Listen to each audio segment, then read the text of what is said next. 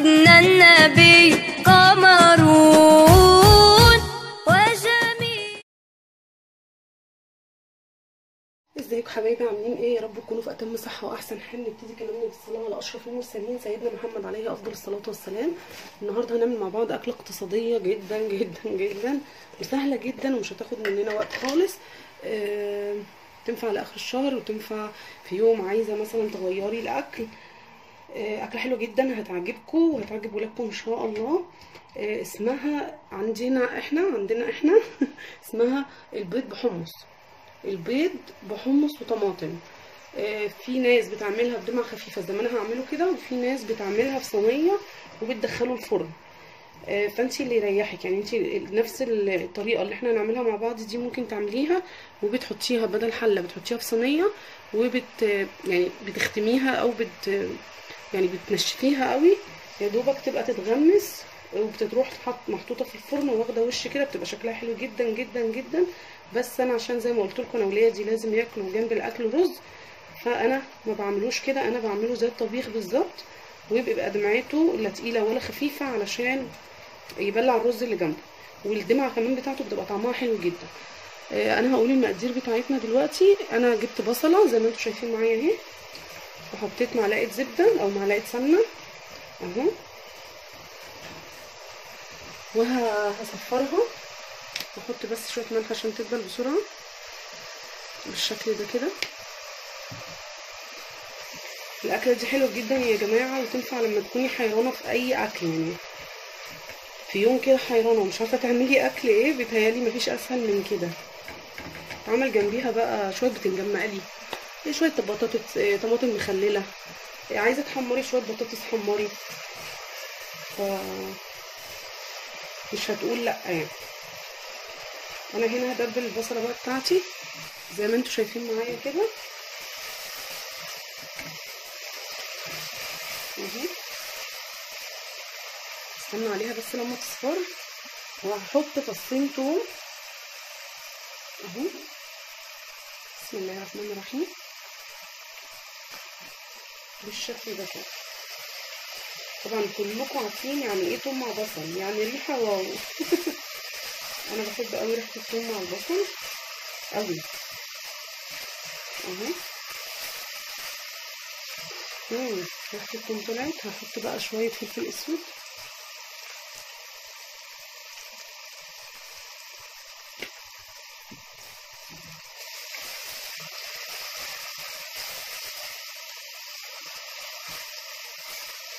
زي ما انتم شايفين كده. ان شاء الله ان شاء الله انا هحاول ما اقطعش في الفيديو كتير برضه علشان تشوفوا خطوه خطوه معايا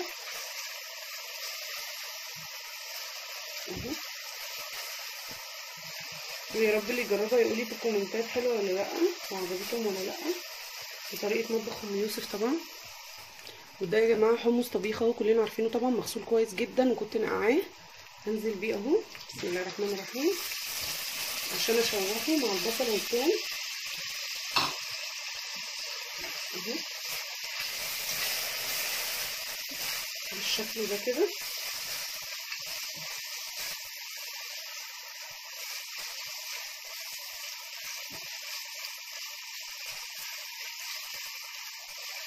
هسيبهم بس ياخدوا ويدوا مع بعض دقيقتين كده. دلوقتي بقى انا ضاربه الطماطم بتاعتي اهو مصفياها، هنزل بيها اهو بسم الله الرحمن الرحيم.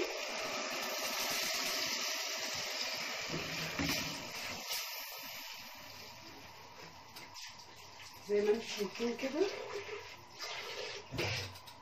اكله ما بتاخدش على فكره وقت خالص، يعني مستعجله في يوم جاي من الشغل مثلا تعبانه وعايزه بدل ما تعملي مثلا فول وطعميه والكلام ده، ممكن تروحي جايبه كده البيض وشويه الطماطم والحمص والبصل وتعملي احلى غدوه اقتصاديه وسهله ومن غير اي تكلفه والله. يعني الاكله دي ممكن تكون واقفه بايه، يعني ب20 جنيه ممكن اقل. اكله سهله جدا واقتصاديه جدا وهتنفعك في اي وقت انتي محتاجاه، وما عندكيش مثلا اكل تروحي عامله الاكله دي. الولاد هيحبوها على فكره وان شاء الله تجربوها وتعجبكم. دلوقتي انا هسيب الطماطم تغلي غلوتين كده، يعني تنقص مثلا ربعها او 3/4، وبعدين نضيف البيض. تابعوا الفيديو للاخر عشان تشوفوا الوصفه للاخر، ويا رب تعجبكم والفيديو يكون خفيف عليكم باذن الله. صدقوني الاكله دي حلوه جدا واقتصاديه جدا ومش مكلفه. دلوقتي بقى زي ما وريتكم اهي الطماطم زي ما انتم شايفين نقصت معايا اهو. هسمي الله بقى كده وانزل بالبيض بتاعي. بسم الله الرحمن الرحيم، بسم الله الرحمن الرحيم،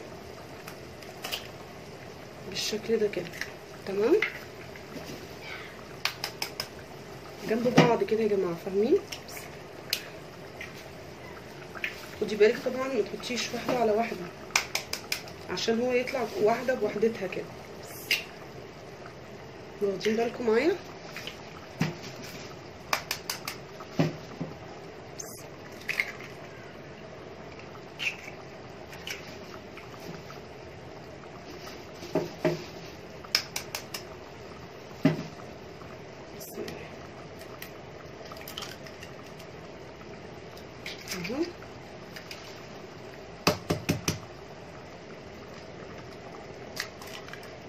اظن مفيش ابسط من كده. هو بقى هيمسك مع بعضه، كل بيضه هتبقى مع اهو. بسم الله الرحمن الرحيم كده. تمام، شايفين ان هو بدأ يدي سوا اهو.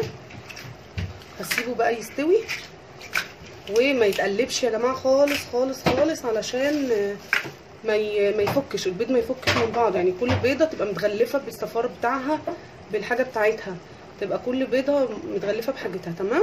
اول ما هيبدا يغلي كده هوطي شويه صغيرين، يعني خلي النار نص لا عاليه قوي ولا واطيه قوي، علشان يستوي على مهله، وفي نفس الوقت الطماطم بتاعتي ما تنشفش، طالما ان انا عايزه ايه دمعه فيه. انما لو كده هتعملي نفس الخطوات دي، هتحطيها في صينيه وتدخليها في الفرن، واول ما يبتدي يستوي هتشغلي الشوايه 5 دقايق، البياض ده هيتشوى معاكي وهيبقى تحفه. جربوا بجد الاكله دي ان شاء الله تعجبكم. بصوا بقى يا حبايب قلبي، هو كده داخل على السوا. بصوا البيضه بيضتها ازاي اهي، شايفين؟ دي كده بيضه اهي طالعه بالصفار بتاعها وكل حاجتها كله كده. هحط بقى الملح بتاعي وشويه فلفل اسود. انا كنت حاطه على البصله عشان زي ما قلت لكم ده مش عايز تقليب، عشان ايه ما يتهريش ويتفكك من بعضه ويبقى شكله مش حلو يعني ايه. بسم الله الرحمن الرحيم اهو كده. تمام، مشويش خالص كده. بصوا البيضه التانيه اهي، التالتة اهي. بصوا طالعين كل واحده لوحدها ازاي اهي. بصوا شايفين؟ بس انا مش عايزه اقلبه قوي عشان ما يتهريش مني. تمام كده. بس هسيبه بقى اما اطمن ان هو استوى خالص، وبعدين نتقابل بعد التقديم ان شاء الله.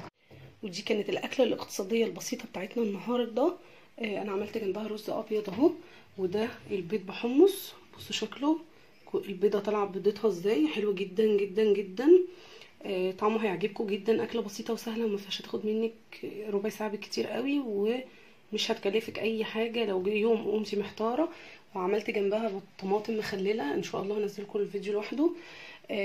لو عجبكم الفيديو ما تنسونيش في اللايك وسبسكرايب، شيروا الفيديو عشان الكل يستفيد. والسلام عليكم ورحمه الله وبركاته.